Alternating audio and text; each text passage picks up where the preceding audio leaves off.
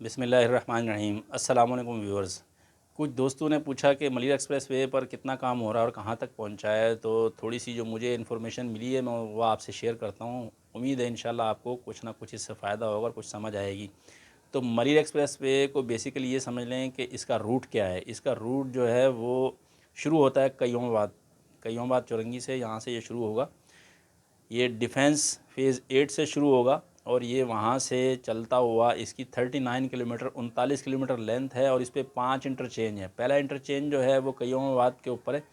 कय्योमाबाद से आप इसके ऊपर इंटर होंगे और ये काठोड़ पे आकर जो पुराना ईस्टर्न बाईपास है, लिंक रोड है जो नेशनल हाईवे और सुपर हाईवे को मिलाता है, पुराना N5 लिंक रोड जो है उसके ऊपर आके काठोड़ पे टच करता है। 39 किलोमीटर इसकी लेंथ है, 5 इंटरचेंज हैं इसके ऊपर। पहला कय्योमाबाद से आप इंटर होंगे, दूसरा आ जाएगा शाह फैसल कॉलोनी में कुरंगी में, यहाँ पर इंटरचेंज बनेगा। तीसरा आ जाएगा लांडी कायदाबाद में, यहाँ पर इंटरचेंज बनेगा। चौथा आ जाएगा मेमन गोट के करीब है, उसके लिए 2 जगह हैं, उनमें से कोई भी जगह जो है उसमें उसको मुख्तस किया जाएगा और उसके ऊपर इंटरचेंज बनाया जाएगा मेमन गोट के करीब। पाँचवा इंटरचेंज इस पे बनेगा काठोड़ पे, लिंक रोड पे, ईस्टर्न बाईपास पे। और ये इसका 39 किलोमीटर लेंथ है। इस पे अभी काम बहुत तेज़ी से जारी है। इंशाल्लाह ये उम्मीद है, क्योंकि इस पे तकरीबन साल हो गया काम शुरू हुए और 2 महीने तकरीबन बारिशें चल रही थी, वो इसको निकाल दें तो 10 महीने काम इस पे कंटिन्यू चलता रहा है। और इतना बड़ा प्रोजेक्ट है और इतना ज़बरदस्त प्रोजेक्ट है। और ये ज़हन में रखें कि ये पब्लिक पार्टनरशिप के तहत बन रहा है, गवर्नमेंट नहीं बना रही इसको, गवर्नमेंट और पब्लिक पार्टनर जो है वो मिल के बना रहे हैं।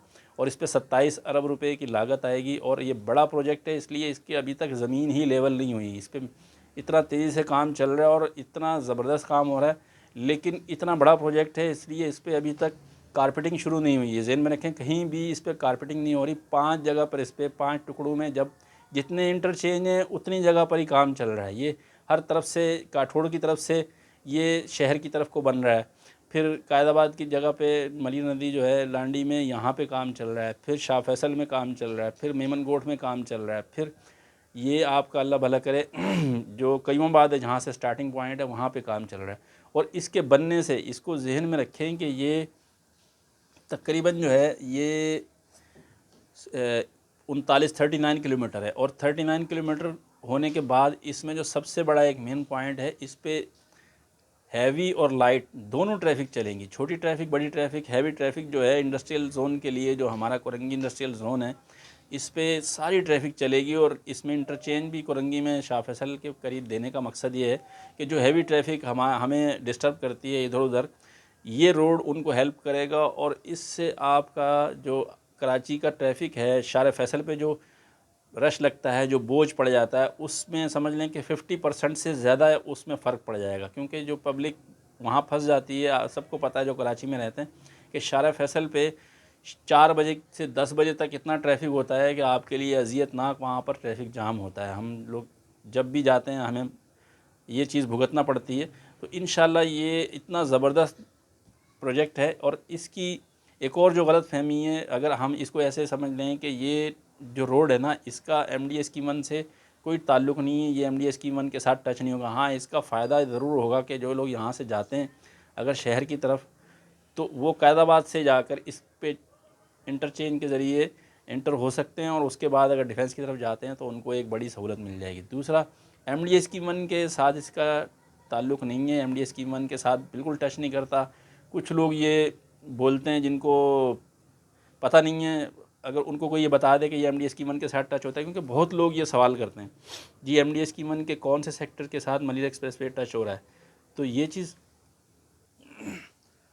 तो कहने का मकसद ये है कि MDA स्कीम 1 के साथ ये टच नहीं होता। MDA स्कीम 1 से ये बहुत दूर है। हमारा जो MDA स्कीम 1 है वो इससे बिल्कुल हट के है, मलिर एक्सप्रेस वे के साथ बिल्कुल टच नहीं होता। जो लोग ये कहते हैं 23 सेक्टर के साथ या 24 सेक्टर के साथ लगता है, तो वो झूठ बोलते हैं, क्योंकि अक्सर लोग झूठ बोल के भी लोगों को यहाँ पर प्लॉट दिला देते हैं। तो ऐसा नहीं करना चाहिए, ये बुरी बात है। हमारे ब्रोकर हजरात या स्टेट एजेंट हजरात पहले ये लोगों को बोलते थे मरीन एक्सप्रेस पे, अब तो देखें, अब तो फिज़िकली बन रहा है और इसका रूट मैप जो है सब कुछ जो है वो क्लियर हो चुका है और फाइनल हो चुका है। अब ये बन रहा है फिज़िकली और इसकी सारी चीज़ें डिटेल सामने आ चुकी है कि ये कहाँ पे बन रहा है, कितनी इसकी लेंथ है और कहाँ से शुरू हो रहा है और कहाँ तक जा रहा है। तो इसलिए अब मज़ीद कोई अगर बोलता है तो वो फिर उसको ख्याल करना चाहिए कि किसी को झूठ बोलकर प्लॉट बेचेंगे तो आपकी रोज़ी हराम हो जाएगी, और मिसगाइड नहीं करना चाहिए किसी को। बहरहाल एमडीए स्कीमन जो है वो उसके साथ जो नया लिंक रोड बन रहा है वो तो एक अलग चीज़ है, उसका इंशाल्लाह अगली वीडियो में थोड़ी डिटेल दूंगा, और वीडियो लंबी हो जाएगी। तो कहने का मकसद ये है कि ये इंशाल्लाह अगले 2.5 से 3 साल में बनेगा। अगर जल्दी भी काम शुरू रहा, इस पर बहुत कंटिन्यू काम शुरू रहेगा तो ये 2.5 से 3 साल में बनेगा। अगर इसमें काम रुक जाता है तो फिर इसमें 10 साल भी लग सकते हैं।